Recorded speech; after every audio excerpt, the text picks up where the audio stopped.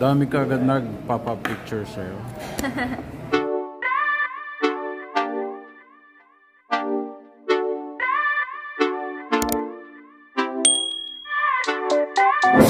Hi Angeline. Hello po. Kumusta ka? Okay naman po, Tito Eugene. Okay. Actually, tinanong na kita kanina, pero for the sake of yung viewers ng YouTube, paano ka nag-umpisa sa pag-aartista? Na-push lang talaga ako ng mom ko. Mom. Tapos si Ate Maricar. Maricar? Yeah, De La Fuente. De La Fuente, okay. To start my career po. Oo. Tapos, pero your mom was an artista rin before? No. Bakit parang pinupush ka niya? Sabi niya, yung mukha ko daw, pang-artista. Pang-artista. Eh, syempre pag mom mo naman, parang hirap maniwala naman. Syempre nanay mo yan, sabihin niyan, sobrang ganda mo. Hindi, ganun naman talaga. They are like that, but ewan ko kung paano nangyari. Pero hindi naman nagsisinungaling yung mami mo. Oo, talaga. Actually, anong age ka parang pinupush ng mami mo? I was like teenager pa. Mga? Pupo talaga dito. Di ba teenager ka pa rin? 19. Totoo. 19 lang ako. Okay. Pero sobrang bata ko pa noon that time. Tapos sobrang mahihain pa ako. Mga anong age mo nun? Mga 12? Yeah, mga ganyan. 12, 14. So parang nasa elementary grades ka pa lang nun? Oo. O pagkatapos, ano yung ginawa niya parang to push you noon? Noon, in-enroll na ako sa mga workshop. Okay. Yan. Tapos after nun, sabi ko kasi ayoko, focus na lang ako sa pag-aaral. Kasi na-maintain ko naman yung grades ko nung nag-aaral pa ako. So sabi ko, focus lang ako doon. Tapos, sabi niya, okay, sige, tigilan. Tapos, nung high school na ako, meron naman nag-push sa akin na mag-pageant naman ako. When you were, anong high age? School. Nung high school. Anong age mo? Graduating. Sa mga 16. Oo, tapos nag-pageant. Nagtuloy ka sa pageant. Tuloy ako sa pageant. Tapos parang na-enjoy ko yung makikipag-usap sa mga tao. Okay. Like yung bati-bati, ganyan. Doon nagsimula. Okay. Nawawala nang hihiya ako kahit pa paano. Kasi nung bata pa ako, talaga sobrang super mayayain talaga. Anong mga pageant yung... Nung una kong sinalihan is like may lang, school. Saan yan? Sa San Jose del Monte. So Bulacan. Oo. Tapos yung second yung pageant ko pa rin na next, sa city na naman namin. Sa mismong city namin. San Jose del Monte. Okay. So I was like Miss San Jose del Monte. Oh, okay. Like that. So nanalo kang Miss San Jose? Yes. Tapos nun? Nag-stop na ako kasi college na ako eh. Oo. So, nung nandito na ako sa Manila, focus na ako ulit sa school.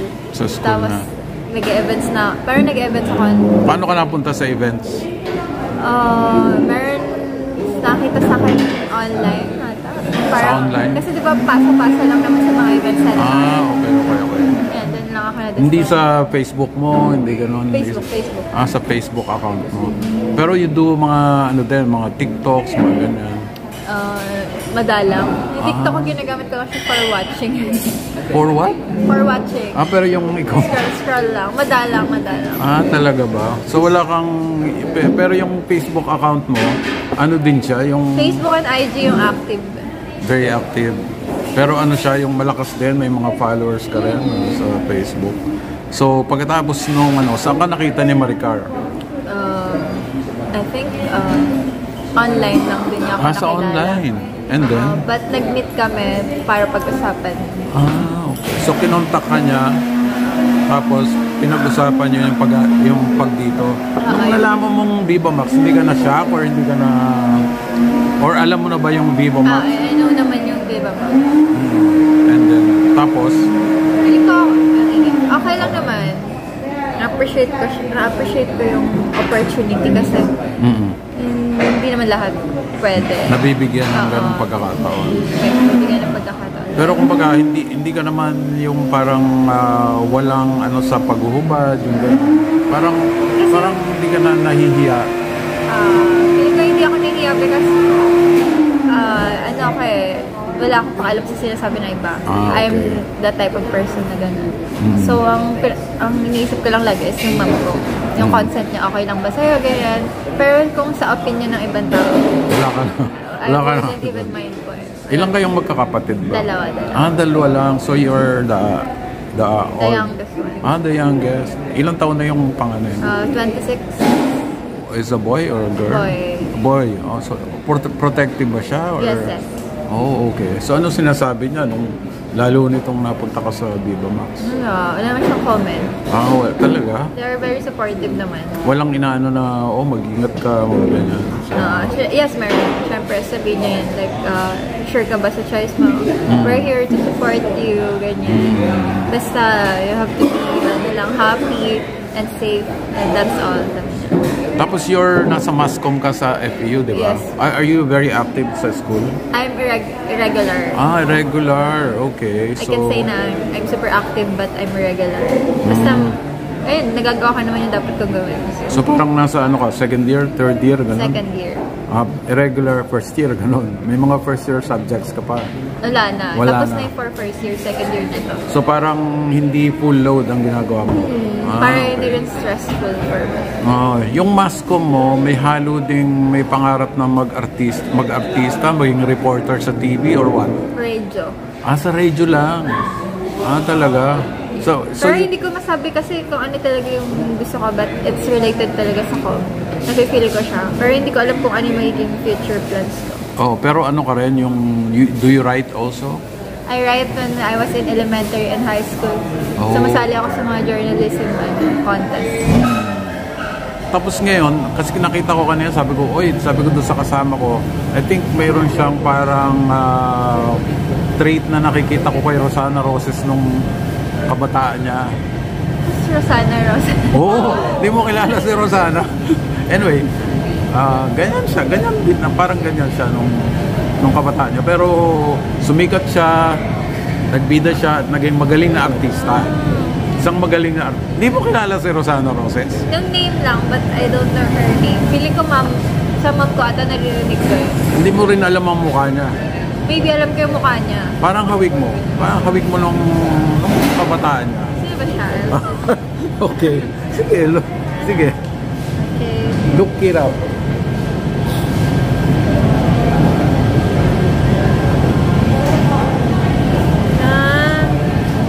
Yeah, I know her. Okay.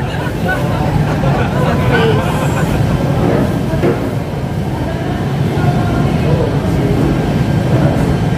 So nakita mo na. So meron ka bang pangarap din na parang maging artista rin sa mainstream? Yes. Soon. Depende sa magiging takbo ng career, pero I have plans na mapunta sa Viva One. Okay. Kung sakali lang, sino ang mga gusto mong makasama, makatrabaho? Wala pa naman. Wala pa naman. Wala ka particular... Kaya I don't have particular actor na actress na gusto makatrabaho, pero gusto ko i-enter yung basta sa mainstream. amazing. Kasi pwede naman like kahit naghubad. Kasi nung araw may mga ganyan like sila Alma Moreno, si Rosana Roses. Bold pero nakatawid. Marami nga po. Okay. Is that your real name, Angeline Aril? Is that your real name mo yun? Yes. Okay. So right now, dala mo yung apelyido ng tatay mo, di ba? Sabi mo kanina, hinahanap mo siya. So... Pero I think ayaw niya lang talaga. Kasi I have his Facebook and Messenger. Talagang ayaw niya lang mag-response because pili ko nagtatapos sa akin. Sa'yo? Yeah. Because I choose my mom before.